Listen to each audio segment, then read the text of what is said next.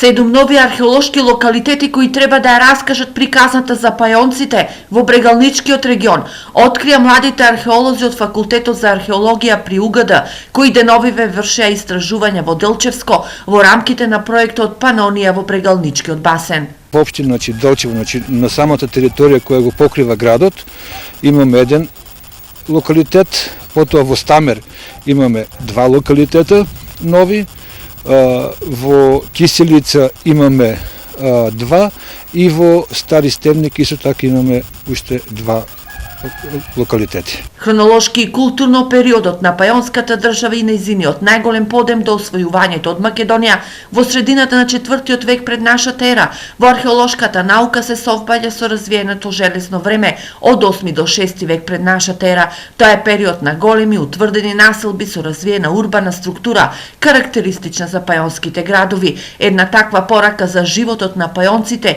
испратили и наодите ископани пред 15 години покрај црквата во Делчевски град.